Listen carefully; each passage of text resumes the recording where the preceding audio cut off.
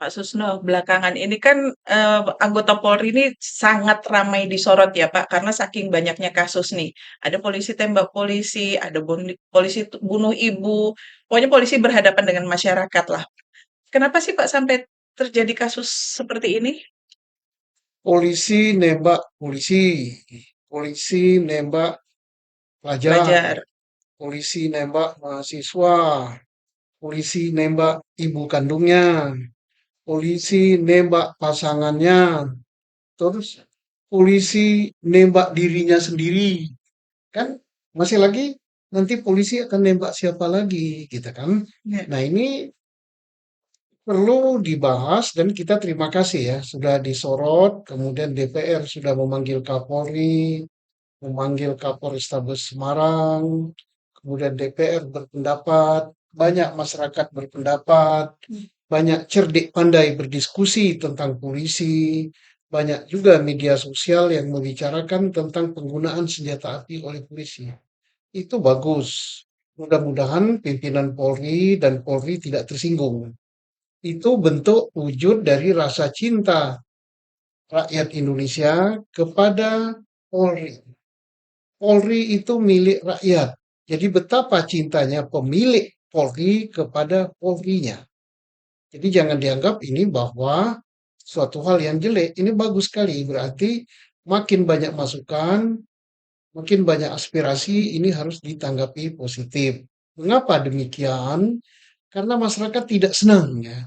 Tidak senang dengan perilaku anggota Polri yang demikian gampang dan demikian sembarangan menggunakan senjata api, nembak rakyat. Mestinya dia melindungi rakyat. Ini tidak boleh terjadi lagi.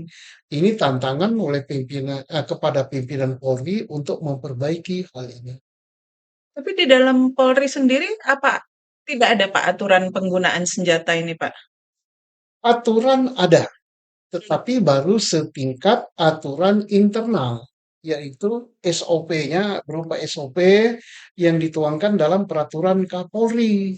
Nah, ini kurang kuat ya. Ada yang menghendaki penggunaan senjata api oleh Polri itu diatur di dalam undang-undang. Nah, mengapa saya katakan kurang kuat kalau hanya SOP?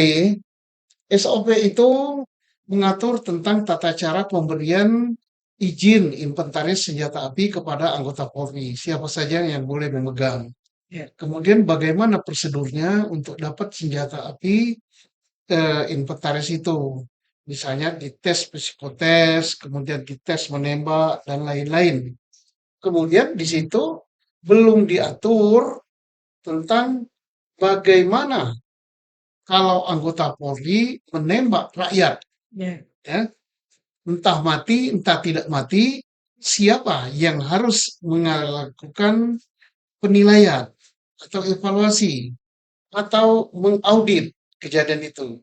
Nah, selama ini berdasarkan Perpu yang ada atau berdasarkan peraturan tentang kode etik yang menilai adalah atasannya, yang menilai adalah propam, inspektorat, kemudian kalau salah disidang dengan kode etik. Nah, ini masyarakat tidak puas selaku pemilik Polri.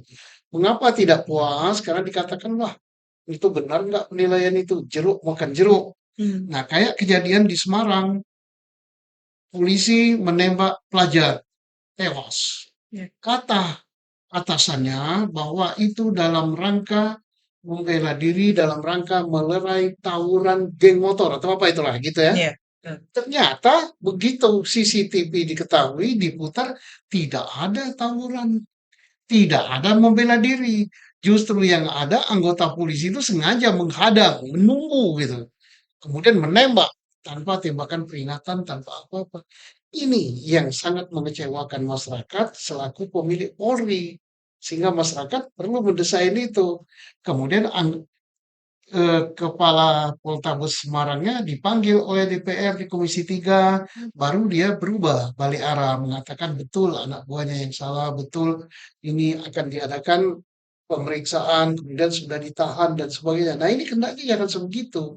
Masyarakat ingin evaluasi yang benar, ingin audit yang benar, ingin pemeriksaan yang benar. Nah, tentunya Kalau nanti dibuat peraturan atau undang-undang, DPR harus membuat undang-undang tentang penggunaan senjata api oleh Polri. Termasuk di dalamnya dimasukkan klausal pasal tentang kalau terjadi anggota Polri menyalahgunakan senjata api atau menembak rakyat, maka yang mengaudit atau yang menilai itu harus ada pihak ketiga dalam hal ini masyarakat. Gitu. Siapa Pak anggota masyarakatnya menjadi pihak ketiga ini, Pak? Ya siapa saja boleh yang Hmm, punya kemampuan untuk menilai ya. ya. Bisa misalnya diambil dari advokat, bisa diambil dari perguruan tinggi, bisa diambil dari orang yang punya kemampuan forensik atau kemampuan senjata api, boleh. Sehingga penilaian itu tidak mutlak oleh anggota Polri, tapi dinilai oleh pihak-pihak tertentu. Oh benar bahwa penggunaan senjata apinya sudah benar. Karena sekarang kita sering sekali mendengar ya, ada masyarakat yang meninggal, misalnya dia dikatakan perampok, dia dikatakan pengedar narkoba, dia dikatakan apalah, Ya. kemudian dikatakan terorisme gitu, langsung meninggal, meninggal, meninggal. Tapi di dalam audit apakah penggunaan senjata api itu sudah benar apa tidak, belum melibatkan pihak ketiga. Berarti penyusunan undang-undang dan Ya harus pelibatan undang-undang. pihak ketiga ini urgent ya Pak ya Urgent untuk sekali. dilakukan Nah, ya? rakyatlah yang harus membuat, bukan Polri yang membuat. Kalau Ya. Polri membuat, sudah. Polri sudah membuat dalam bentuk peraturan Kapolri. Nah, kalau rakyat membuat dalam bentuk undang-undang, tentunya bukan 280 juta rakyat Indonesia, tapi melalui perwakilan kita di DPR, Komisi 3.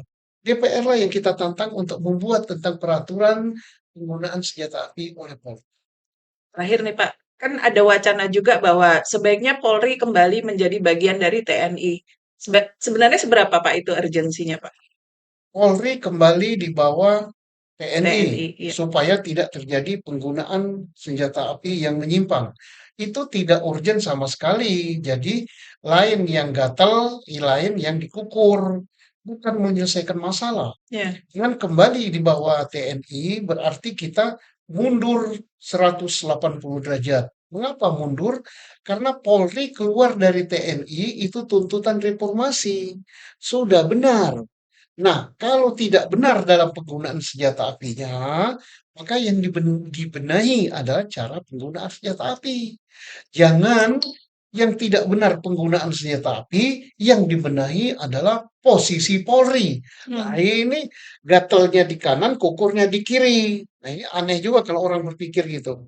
Posisi Polri sebagai institusi sipil, ya, Polri sipil, ya, ya penegak betul. hukum itu sudah benar.